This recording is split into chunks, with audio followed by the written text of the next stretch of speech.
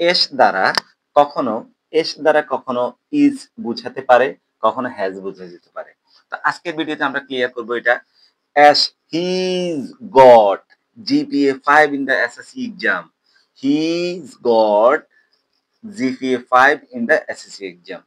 He's reading a newspaper. There's been an accident. She is studying hard for success. She is finished her work. এখন এখানে আমরা কখন বুঝবো ash দ্বারা has বুঝাবে আবার অ্যাশ দ্বারা ইজ বুঝাবে।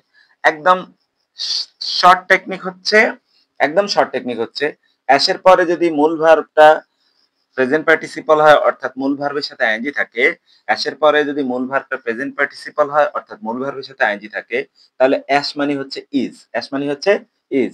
আর অ্যাশের পরে যদি মূল ভার্বের ফার্স্ট পার্টিসিপল থাকে তাহলে অ্যাশ মানে হচ্ছে হ্যাজ।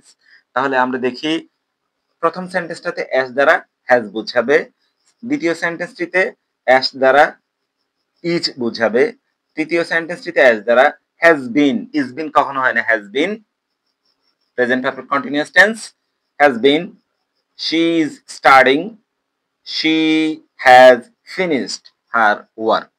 তাহলে আমরা একদম সহজে করে ফেলতে পারি।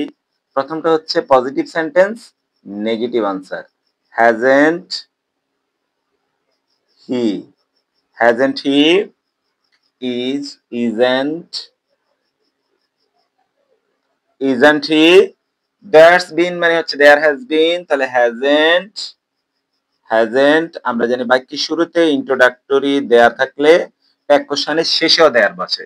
তাহলে এস মানে is, isn't she, finished, hasn't she। ধন্যবাদ সবাইকে।